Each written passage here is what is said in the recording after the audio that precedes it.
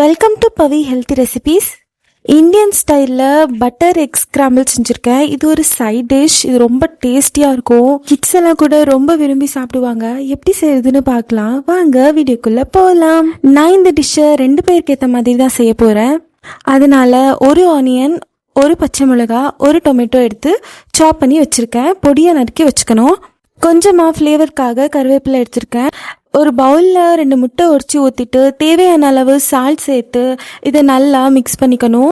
உப்பு நல்லா கரையிற வரையும் எங்கோட மிக்ஸ் ஆகிற வரையும் நல்லா மிக்ஸ் பண்ணணும். நல்லா பிளெண்ட் பண்ணுற மாதிரி மிக்ஸ் பண்ணணும். ஸ்க்ராம்பிள்ட் எக்கு பட்டர் தான் ரொம்ப important. So 2 table spoon butter எடுத்து வச்சுக்கோங்க. இப்போது பேன் சூடு பண்ணிவிட்டு 1 டேபிள் ஸ்பூன் பட்டர் ஆட் பண்ணிக்கோங்க. இன்னொரு டேபிள் ஸ்பூன் பட்டர் அப்படியே வச்சுக்கோங்க. வெண்ணெய் உருகுனதும் கடுகு, பச்சை மிளகாய், கருவேப்பிலை இதெல்லாம் ஆட் பண்ணிவிட்டு கொஞ்சம் நேரம் வதக்கணும்.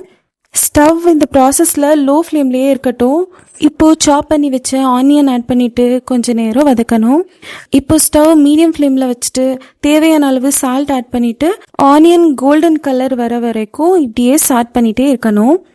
நெக்ஸ்ட் சாப் பண்ணி வச்சு டொமேட்டோ ஆட் பண்ணிவிட்டு நல்லா சாட் பண்ணணும். இதுக்கு ஒரு 2 மினிட்ஸ் ஸ்லோவாக மீடியம் ஃப்ளேமில் சாட் பண்ணிகிட்டே இருக்கணும். நல்லா அந்த டொமேட்டோ கரையணும். அப்போ தான் டேஸ்ட் நல்லாயிருக்கும். நெக்ஸ்ட் நம்ம பிளெண்ட் பண்ணி வச்ச எக் மிக்ஸ் ஆட் பண்ணிவிட்டு 4 செகண்ட் வெயிட் பண்ணி ஒரு மிக்ஸ் பண்ணணும். எகெயின் ஒரு 4 செகண்ட்ஸ் வெயிட் பண்ணிவிட்டு இன்னொரு மிக்ஸ் பண்ணணும். இந்த மாதிரி பண்ணுறதால ஸ்டார்டிங் அந்த எக் கொஞ்சமாக கெட்டியாகும். ஸோ அவ்வளோதான். இதுக்கு மேலே நம்ம அதை விடக்கூடாது. அகெயின் நம்ம கண்டினியூஸாக மிக்ஸ் பண்ணிகிட்டே இருக்கணும்.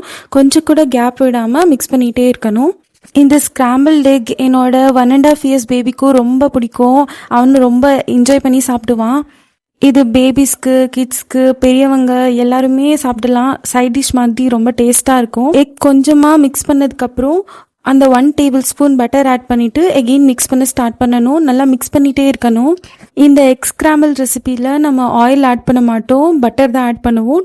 பட்டர் மட்டும் ஆட் பண்ணுறதால இதோட டேஸ்ட்டே யூனிக்காக இருக்கும். கொஞ்சமாக வெட்டாக இருக்கும் போதே ஸ்டவ் ஆஃப் பண்ணிக்கோங்க. அதுதான் கரெக்டான கன்சிஸ்டன்சி.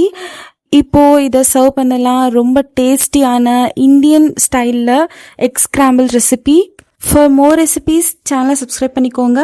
இன்னொரு வீடியோவில் பார்க்கலாம். until then bye.